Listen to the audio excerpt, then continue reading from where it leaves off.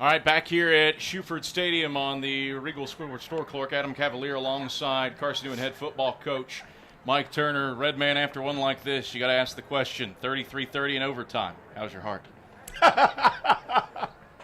Woo! That baby is rapid, to say the least. What a great example of two football teams going at it, going toe-to-toe. That was a great day. They should charge the people double that were here for this game and not let them out till they pay extra. I'm so proud of our kids. They played united. There were times where if they weren't united, that one could have got away from us. And, I was so proud of them. I was so proud of the way they responded.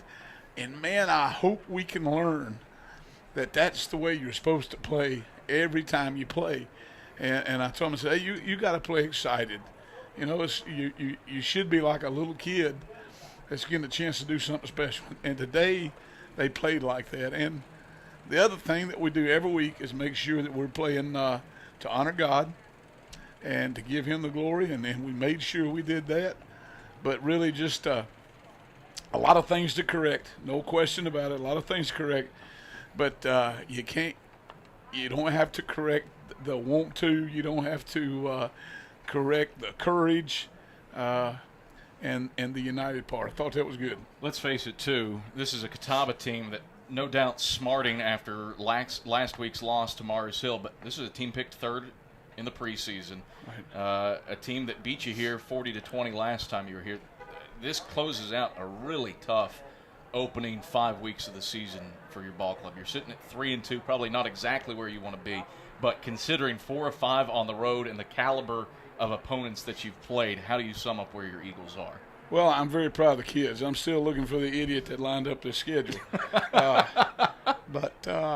You know, I would like for us to have been a little bit better. I'm grateful that we've faced some adversity. I'm grateful that we responded to that. I would hope that we could understand, let's go play and avoid as much adversity as we can. All right, let's try to play at such a level that other things on the outside can't bother us, calls or penalties or whatever, and that won't be a factor in the way we play. Let's talk clock management. Some absolutely brilliant stuff by you down the stretch. You burned a timeout, I think it was a 3rd and 4, from inside the 35 with about 5 minutes or so left.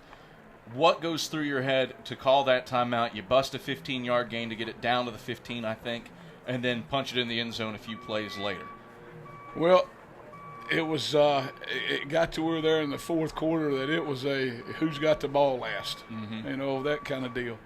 And the play we had called wasn't a good call. All right? And I'll just be honest with you, it wasn't a good call. And thank goodness, you know, and we had one more timeout left that we used down here. When they were going to kick a field goal. We needed that one. But, you know, I was so proud of our kids, how they were ready to play, you know. And not only were they ready to play, they were into it where they were seeing things and trying to help make adjustments on the sideline. And that's 125% from last week. So, baby, we've buried that one. And now it's 2018, and we're going to get to play at home for 3 weeks in a row. Hallelujah. A bend but don't break defense. Headlined by Tamoris Coates, and he does something special today. 9 tackles, 5.5 for loss. Third most tackles for loss in a single game. Beat out by 2 7.5 and 6 by William Moody. He had 6 against New Haven in 2002. The 7.5 by Darrell Gooden against Howard Payne in 1992. What about the effort of Tamoris Coates to just dwell in Catawba's backfield all day long? Well, and, you know, he does that, and he plays on about 2 or 3 of the special teams, and is a key factor on all of those things because he's a leader.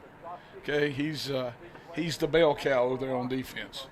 And, man, it's great to see him rise up, like we've said before, step in there after Saheem and make plays. I know this.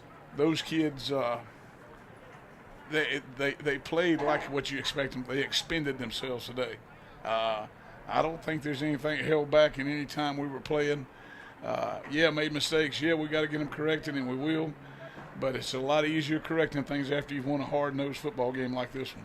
Adam Cavalier alongside Carson-Newman head football coach Mike Turner on the Domino's postgame report. Eagles win over Catawba in overtime, 33-30. Let's break down the possession in overtime. You chug the ball forward, go off tackle to the right side to Sharon Jackson at the goal line after a brilliant naked QB bootleg by Derek Evans. What set those plays up?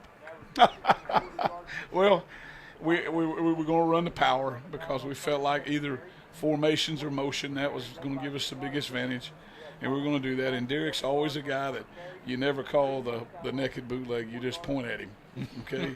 And if you ever call that, everybody on the rest of the offense would stop. So you got to sell out that part of it and point at him. And he's a great winner because he knows if he ever gets tackled in one of them, I'll never give it to him again.